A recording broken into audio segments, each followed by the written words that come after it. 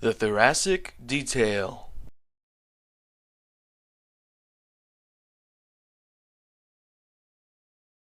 In this video, the doctor will attempt to locate the T4 vertebral level for later assessment. Begin by flexing and extending the head to locate the C6 spinous, the last freely movable vertebrae in the cervical spine.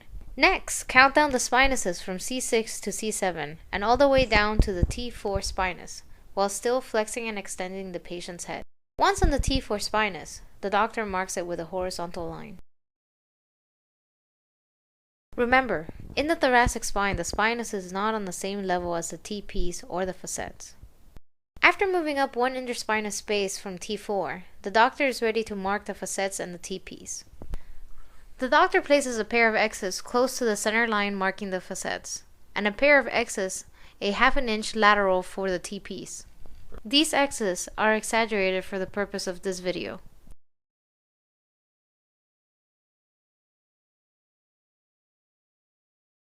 The doctor contacts the T3, T4, and T5 spinuses using 3 fingers.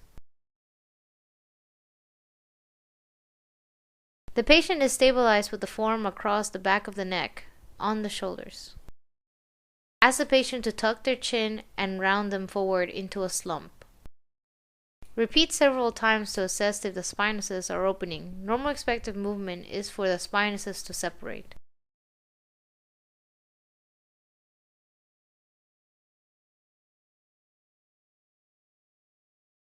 Ask the patient to cross their arms across their chest.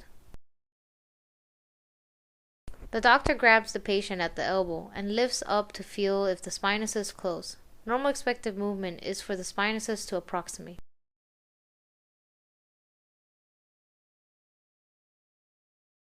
After locating the fixated segment, the doctor performs hyperextension to further assess the situation. The spinous is pinched between the index finger and the thumb.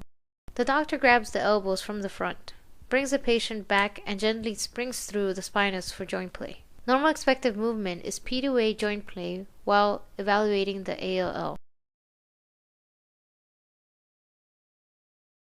Having previously marked the patient's facet with an X, the doctor places the thumb on the X closest to the center line on the side being evaluated.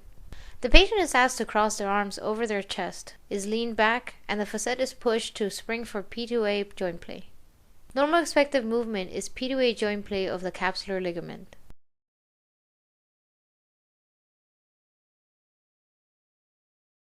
The doctor contacts the TP using the previously marked lateral X and pushes in. The patient crosses their arms. The doctor rotates them to tension to the side opposite the contact, following around and springing for joint play. Normal expected movement is for the evaluated TP to rotate P2A past the TP of the inferior vertebrae.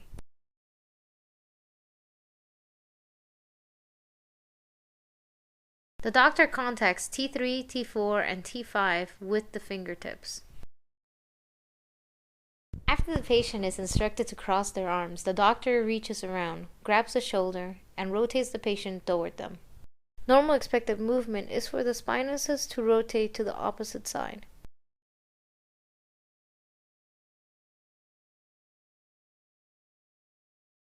The doctor contacts the 3 adjacent spinuses, T3, T4, and T5. The stabilization hand goes across the back of the neck and anchors to the shoulder. The patient may be slumped forward slightly. The patient is laterally flexed toward the doctor. Normal expected movement is for the spinuses to rotate away from the doctor.